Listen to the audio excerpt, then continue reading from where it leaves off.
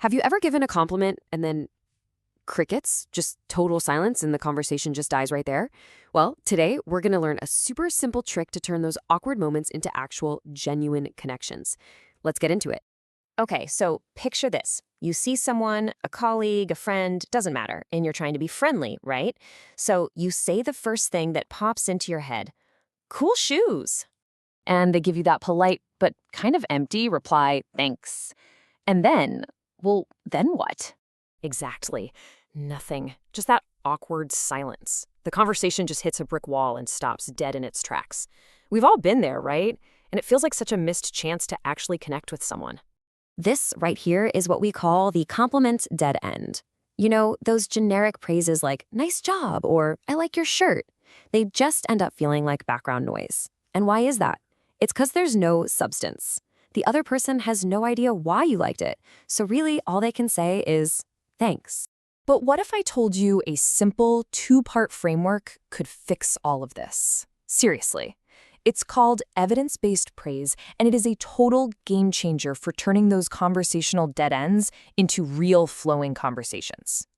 Now, the idea here is incredibly simple, but it is so powerful. It's all about backing up your compliment with a specific reason, the why behind the praise. It's this tiny little tweak in how you speak, but trust me, it makes a massive difference in how your words actually land. So here's the formula, and it is super easy to remember. Part 1, the praise. That's the what. And part 2, the evidence. This is the crucial part, the why. What you liked and why you liked it. That's it. That's the whole secret. So you may be wondering, why is adding one little detail so crazy effective? Well, let's get into the psychology of it and break down what turns that polite noise into a real, genuine connection. Think of it like this, okay? A generic compliment, that's like a store-bought birthday card. Yeah, it's nice, but it's totally impersonal. Anyone could have sent it. But evidence-based praise, that's a handwritten note. It shows you actually took the time and paid attention, and that makes it feel so much more personal and sincere. Let's call this the 5-year-old logic. If a kid shows you a drawing and you just say, oh, it's pretty, that's fine.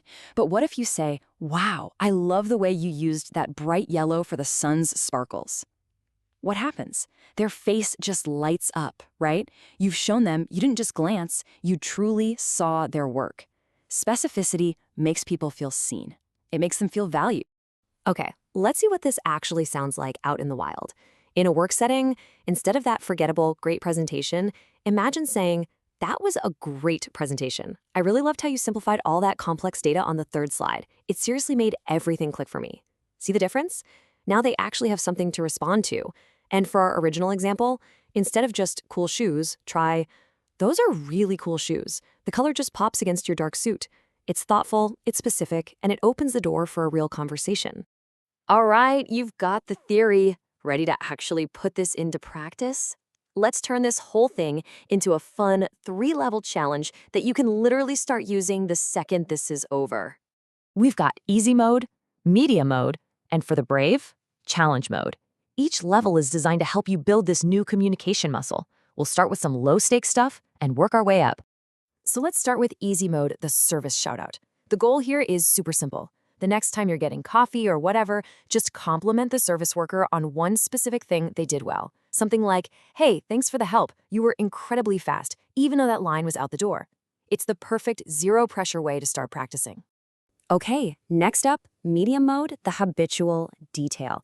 For this one, you're going to compliment a friend or coworker, but there's one simple rule. You have to add the word because to your sentence. This is a fantastic little hack for your brain because it forces you to look for the evidence. For example, I really liked your idea in the meeting because it actually considered the budget that we always seem to ignore. It's a simple trick that builds a really great habit. And finally, we have challenge mode, the character compliment. All right, this is the big one. This is where you really make an impact.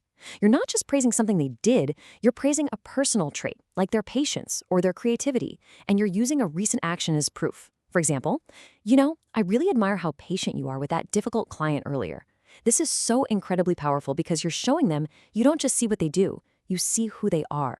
At the end of the day, giving a better compliment isn't about being clever or witty. It's just about being a little more observant. This tiny change costs you absolutely nothing, but it has the power to turn a forgettable comment into a truly memorable connection. So the only question left is, whose day are you going to make with a real compliment today?